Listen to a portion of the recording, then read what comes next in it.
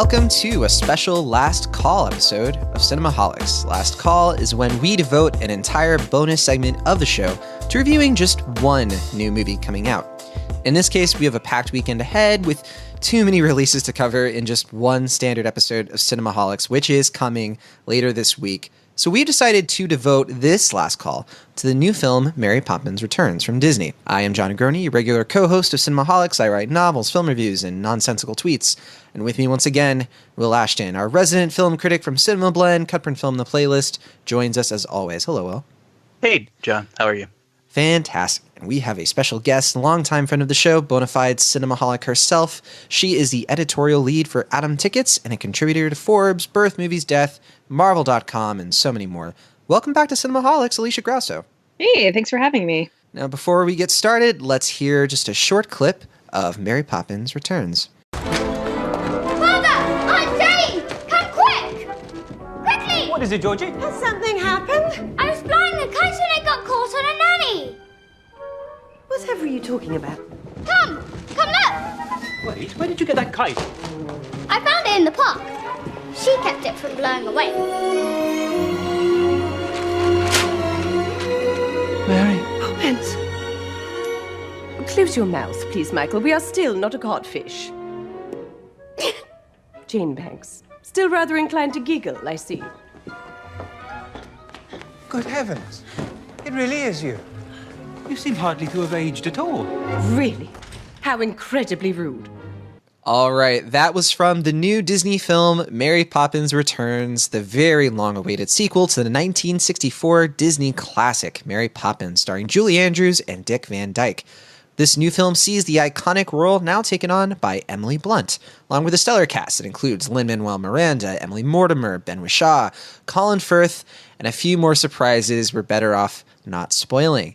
So before we start talking about the new film in more detail, including the plot and, of course, our takeaways, I want to hear from each of you, starting with Alisha. What is your emotional baggage, if there is any, with the original Mary Poppins film? And how did that paint your expectations for this re-exploration of the material? I have no emotional baggage for this movie, so I'm probably the wrong person to ask this question because I tend to be a very non-nostalgia driven sort of person in the first place. So I don't really ever take the expectations from a previous movie into a remake or a sequel, especially not something like this that's being made literally decades later. It's never going to be the original. And so I kind of went into it just hoping it was its own thing and just kind of leaving all that out the door. So I don't really think I carried much, in the way of expectations with me. Okay, so it sounds like you're Poppins neutral, which I am. I'm very Poppins. Yeah, Poppins neutral. Okay, and what about you, Will Ashton? Yeah, it's interesting. I feel like it is one of the most iconic Disney films, and I certainly feel that way. But when I think of Disney iconic films, the first things that come to my mind are Snow White, The Lion King, Cinderella, stuff like that. But especially rewatching this movie before the new one, the shot of the house cleaning itself up, or the supercalifragilisticexpialidocious musical number, those really vividly stick in my mind. And I think I almost take for granted how much this movie has been a part of my childhood, because I definitely remember watching a lot, but it didn't really hit me until I was awaiting this film that I was like, oh yeah, this is a big part of my childhood. Yeah, I have a very complicated Mary Poppins past because I don't know about you two, but Mary Poppins, and I was talking about this with my mother yesterday, I did not grow up with Mary Poppins being a thing in my house because that was the movie that my older siblings watched. And by the time I was old enough to appreciate it, I felt like I was too old for it. Right? We didn't have the VHS or anything like that. I think they saw it on TV or something. So I went years and years and years because when I discovered my love of older film in middle and high school, again, I thought I was too old for Mary Poppins. I was like, oh, that's that Disney movie. Oh yeah, Bed Knobs and Broomsticks, probably better. I liked that one, whatever. And I know there are some hot takes you'll find of people who enjoy that film more. And I dare not blaspheme them here, but I definitely disagree 100%. But anyway, I discovered Mary Poppins in college. I remember watching it for the first time, like all the way through, not just bits and pieces here and there like I did growing up and you would see it on the Disney Channel or something. I actually watched the whole thing, and I fell in love with this movie so fast. I think I've seen it dozens of times now in my adult life, and it's one of those films that has always been in my top 10 films of all time since I felt like I could even make a list like that. I adore the Mary Poppins film as a musical, as a Disney film. I think it's one of the best Disney films ever made. It's one of the best movies ever made. And I think it's one of the best musicals ever made. So my expectations were sky high with this sequel, which I've always thought would be a great idea, assuming that they would do it in a way that really makes sense to the original story and how they could push that a bit further. So let's get into that. Let's talk about what this film is about. So Mary Poppins Returns takes place about 20 or so years after the events of the original. Michael and Jane Banks from the first film, they're all grown up. Michael is played by Ben Whishaw. He's now a single, widowed father. He has 3 kids of his own. Jane, his sister, is now played by Emily Mortimer, and she has sort of the same activist spirit of her mother. Her mother was the suffragette worker person in the first film, the activist. And in this one, Emily Mortimer stands up for workers' rights. It's 1930s London. That's kind of our setting here. She comes by the house from time to time. She helps out with the live-in housekeeper, Ellen. She was in the original film portrayed by Hermione Baddeley. Here she's played by Julie Walters. So anyway, it is a very dysfunctional family, but it's also, you can tell it's a very loving, kind of charmingly chaotic family. It's very different from the first film. It's not quite the same. This George Banks character was very different from what they're doing with how Michael grew up, which kind of feels pretty realistic. They all live in the same Banks house on, I think it's 17 Cherry Tree Lane. And so the canon is still going off. The neighbors are still the same. They've really brought in all of those nods from the first film. And I actually kind of noticed, and maybe you two will disagree, I think the 3 children that belong to Michael are a bit more behaved and polished, at least the 2 older ones. The 2 older ones are played by Pixie Davies and Nathaniel Selle. Their characters' names are Annabelle and John, respectively. The younger 3rd child is more of the wild spirit, like his dad. He's played by Joel Dawson. His name is Georgie, of course, the namesake to George Banks. So anyway, regard to the plot, Michael Banks, he's at his wit's end with the financial and emotional fallout of his wife's death. It's only been about a year. So Mary Poppins arrives right on time to remind him of what's important in life. And again, very different from the Saving Mr. Banks plotline from the first film, but we do see a similar series of whimsical events that we got in the first film. The children go off on magical adventures that are more about parental lessons than they are lessons for kids, but it does sort of do both. And along the way, Lin-Manuel Miranda's Jack, who is the film's kind of successor for Dick Van Dyke's Bert, is their eccentric neighborhood friend / lamplighter. He joins in on the musical numbers and gets a surprise subplot with one of the other main characters. So that is a lot of movie to cover. I suspect Alisha and Will, you each have a lot to comment on. I want to start with you, Alisha. What was your general impression of Mary Poppins Returns? You know, I have to admit, I went into the movie having a kind of a bad day, and it was just a stressful day at work and other things happened. And I came out of it just feeling better about life in general. I personally loved it, but I can understand why people didn't. I know we'll probably get into some of the criticisms of it later. To me, this movie was one you had to go into and checking your cynicism out the door. And I think some people made the mistake of viewing it through the lens of the first one. And for me, I was saying, you know, that this movie, as I was watching it, I loved it, but I was acutely aware that this movie wasn't for me. This movie was for an entirely new generation of children. So it was a really interesting, I guess, kind of relationship I had with it, because I personally loved it. I can understand why people didn't, but I also think that if people didn't, it's because they forgot that the movie wasn't really for them, and that the entire point of the movie was to kind of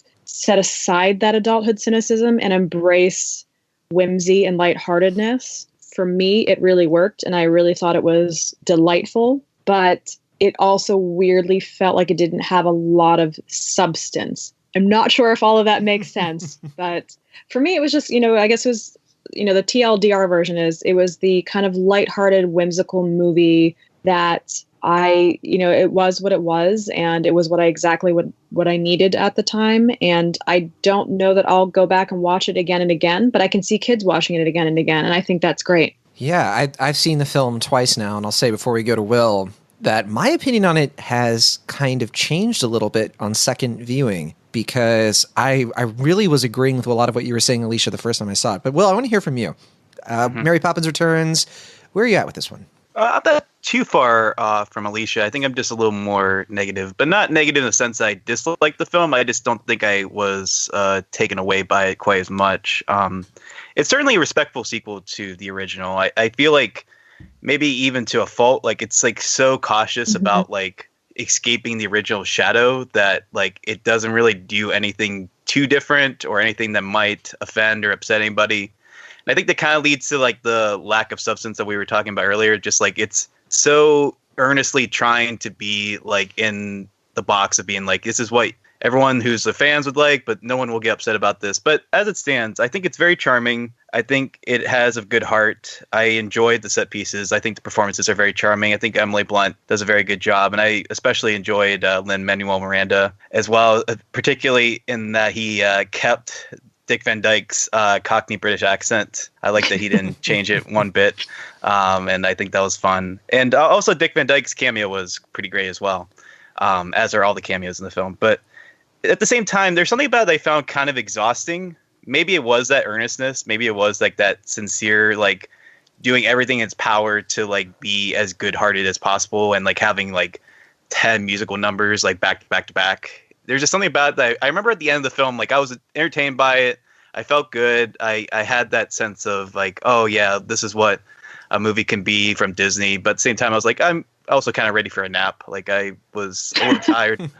Relentless optimism. Yeah. A cinematic food coma, maybe? Yeah, maybe that's it. But I just remember feeling like, I guess it would be a spoonful of Sugar Crash. There it is. Yeah, it didn't like make me like, oh wow, like this is like amazing. I'm full of energy. Just like, okay, this is good, but like let me just take a snooze. I'm just exhausted by everything. Maybe I'm just like tired by like the amount of work that had to be done to make this movie, because it's clear that they had to do a lot as far as writing original songs and performing those, song and dance and all that. But yeah, it's fun. I think it's definitely a good family film. I think it's an enjoyable piece of Disney entertainment, but I don't think it's going to be a classic in the same way that I consider the original Mary Poppins a classic.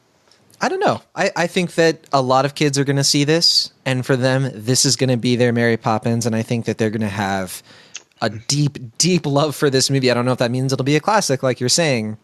I think we can all sort of agree that that original Mary Poppins is untouchable, and I think it would be a huge, huge expectation to expect anything else. But I gotta say, I'm a little bit more unabashedly in love with this movie. Like I'm not as ashamed to kind of express, not that you all are ashamed or anything, but I'm feeling much more enthusiastic, I guess, about how much I like this one in the second viewing, because the first viewing, I walked out of it really feeling like it came up short in a lot of ways. And yet it was so long at the same time. I thought that the last 30 minutes or so were almost ruinous for the movie. I didn't like how they wrapped things up. I didn't like that it went on and on with music numbers that I didn't think it needed. And I just wanted it to be a little bit tighter. And it kind of reminded me of my own experience with the original Mary Poppins, which I had an inkling of and I had experienced in small ways before. But the first time that I really sat with it and kind of took it on its own terms as more of an adult, that's when I kind of embraced it and started to really love it. And I really love this movie, even though I recognize a lot of the shortcomings. I think it's so lovable. And we were kind of debating this sort of before the show, Will, about the music. I thought the music here was really good. I was really impressed. And Rob Marshall isn't somebody that has really wowed me in the past, but I forget their names, but I know this is the same musical team that did Hairspray, which is one of my favorite musicals in the last 10 years. I think that that's a fantastic musical when you just judge it on its actual songs. And the songs in here I'm in love with, and I wanted to play a clip from one of the songs just to prove my case, but we're a little bit worried about the legalities concerning that. Regardless, Alisha, what did you think of the music, and what about Emily Blunt? We haven't really talked about her yet and how she takes on this role.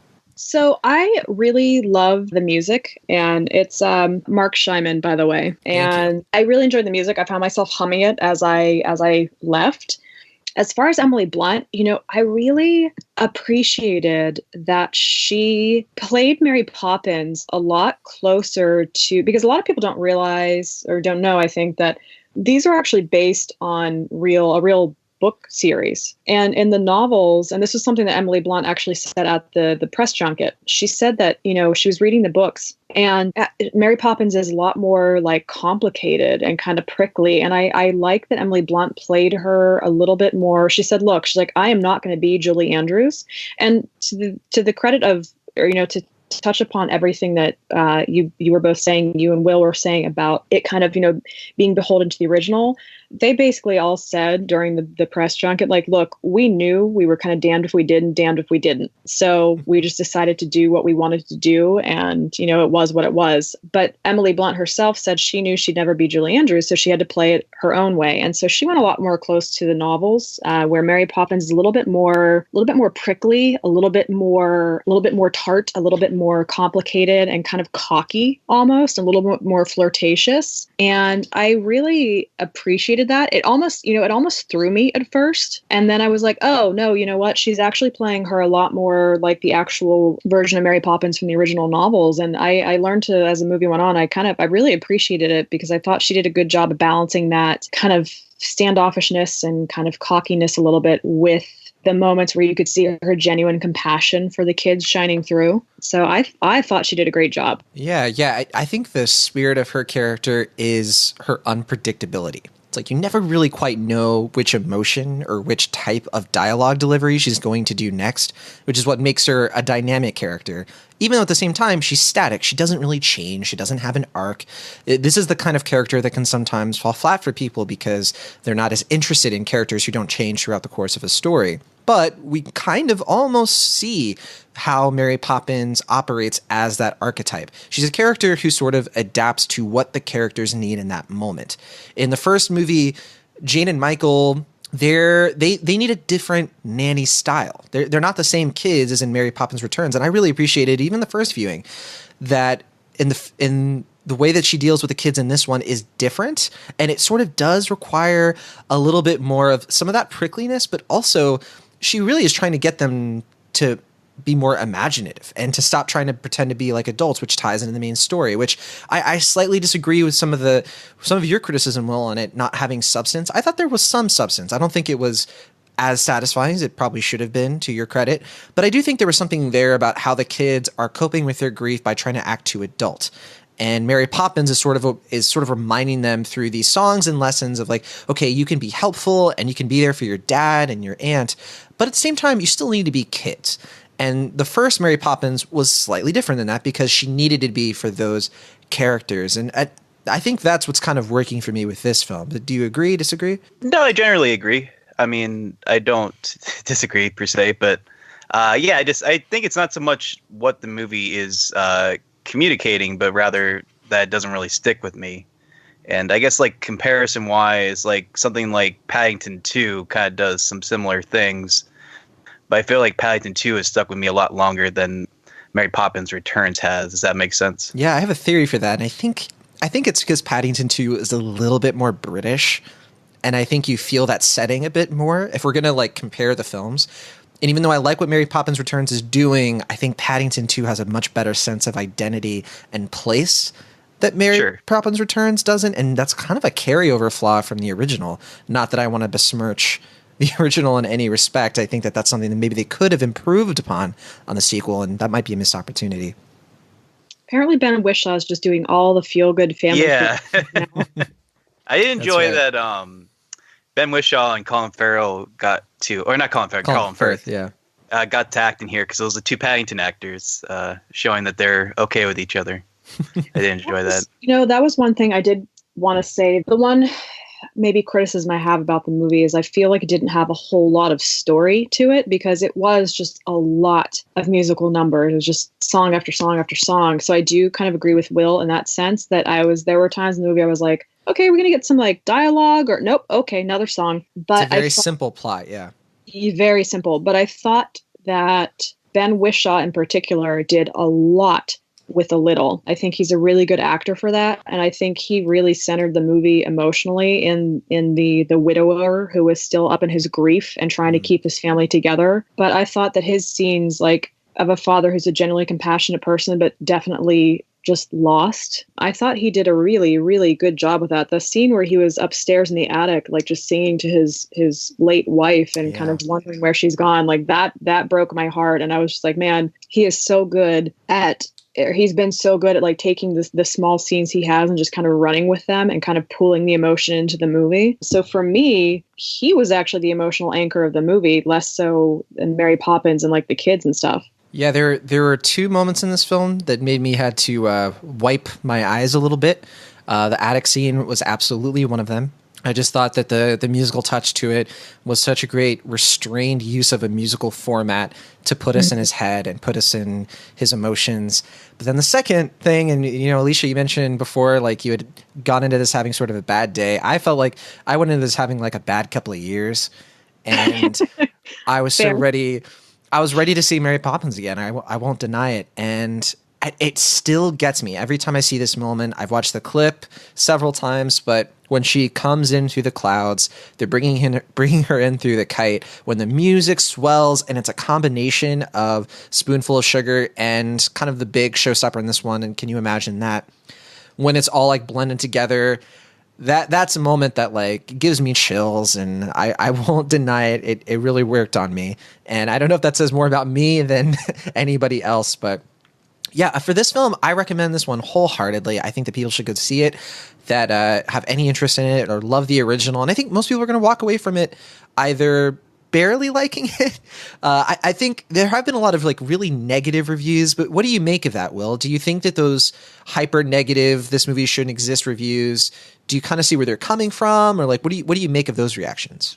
Well, there's always going to be somebody in this case that's going to be like, well, she's not Julie Andrews, or, well, it's not the original. And I guess it's kind of the same thing that happened with Solo earlier this year with Alden Ehrenreich, where he had this kind of almost impossible task of filling in for Harrison Ford. And so I think as far as and you said criticism, it's Alden Ehrenreich. Did you say Erdrich?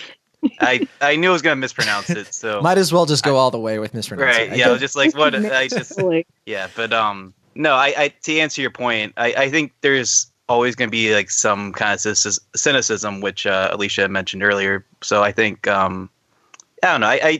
I'm not just necessarily in disagreement with them, but I think there's enough to win you over to appreciate this movie for what it's trying to do. All right. Well, yeah, Will, why don't you just finish out with your final thoughts, and how would you grade this one? Sure. Yeah, I mean, I have my complaints. I wasn't over the moon about it the same way that I feel like I fell in love with the original film as a child. But then again, I'm not a child anymore, and I know that it's not made for me, like Alisha said. So I enjoyed it. I think it's sweet. It's gentle. It's good-hearted. It has a lot of chipper aspirations, and I think I can appreciate for what it's doing. I know that it's not going to be the original for me, and I didn't expect it to be the original. So as a film, I enjoyed it. I don't think it's by any means perfect, but I think in a couple years I would be inclined to see it again. So I'll give it a firm, solid B-. Okay. Yeah, I wonder if part of it is, if you watched the movie, the original, as a kid and really loved it then, maybe it's just very tough to like it just as much as an adult, because I think watching the original as an adult kind of sort of taught me how to like watch this movie. Maybe I don't know if that could be part of it, because watching Mary Poppins Returns, I did find it very satisfying, and I hope that a lot of the new generation watching it is also full of adults who maybe never saw the original like I did, or maybe they saw it pretty recently like I did, like in the last decade or so. So yeah, I think there's a lot here to really like. I give it a pretty firm, heartfelt, enthusiastic B, just because I don't think it has that cross-pollination that the original has. Because I think one thing about the original was that it wasn't just kids who loved that movie. It was adults, too. And Mary Poppins, the original, was universally beloved no matter your age. And I can't say that Mary Poppins Returns manages the same thing, and it might not really be its fault. It doesn't have the surprise factor. It's being made in a totally different age. And I think some people will say the music just isn't all the way there. It's not like Greatest Showman, for example, which people just really got on board with that one because of the music. And I think maybe in the same way people will with Mary Poppins Returns, and I hope they do. I think the music is much better, personally. But yeah, firm B for me, and then Alisha, close us out. I'd have to say it's probably a solid B for me as well, for many of the same reasons you listed. I went into it knowing that I'm like, okay, I cannot watch this movie as an adult, as a 38-year-old woman in 2018. I have to watch this as, and accept it for what it is, not what I want it to be. And I think that for what it is and what it's trying to be, it absolutely nailed it. It wanted to be a lighthearted, sweet, heartfelt, movie that had it's possibly the least cynical movie I have watched in a decade. And so that's Paddington? I haven't seen Paddington. Oh, finally it comes out. Can't do it. Something about Paddington, and I know this is going to make a hypocrite of me. It just seems so twee and so overly cutesy that I didn't particularly care for the first one. So you haven't seen Paddington 2 is what you're saying? Yes. Oh, okay, gotcha. Yeah. So I don't know. Like I give it a B, and I think for what it is, it absolutely nailed it. But you mentioned that maybe the time, I think that for this time, I can see why people might not love it. Like, I think people are either going to come into it going, that is exactly what I needed. I absolutely needed something that had no cynicism whatsoever. Or they're going to walk out of it just unable to let go of that last bit of kind of cynicism and going like, I just couldn't connect with this movie. So I think if you let a lot of your preconceived notions aside, you'll love it. But I'm not sure that people will be able to do that. So I would say solid B. Yeah, I forgot to mention this, but yeah, I think part of that like timeliness of the movie isn't really there, just because this does feel like the sequel they wanted to do way, way before this. Like, there's nothing about the story here that feels like for this audience in this time period. I think like this movie could have come out in 1974 or 1984, what have you. It doesn't really feel like a generational leap, really. And that's probably because they had this story in mind, and Disney just wasn't ever able to make it because of the conflicts with P.L. Travers and the original author, and they wanted to do a sequel. It didn't happen. We mentioned Bedknobs and Broomsticks. That's kind of why that movie basically happened. I was going to ask why they didn't end up making a sequel, because it seemed like a given. And it was interesting too, because I thought, man, this movie made such a deliberate choice to not lean into the kind of grittiness of even whatsoever of modern movies, because it was set during the Depression. Yeah. I mean, that's why they were losing their house. Like, that was never made overt, but it was set during a time where, in America and London, like, times were really tough, and it was hard to find work, and it was after the war and before the next war, and, between the great wars. And that's something that most movies would have leaned into or at least touched upon, and they never even mentioned it. And so they play it safe. Feels almost a little odd that they didn't touch upon that now, since things now are so political and social and historical. Yeah.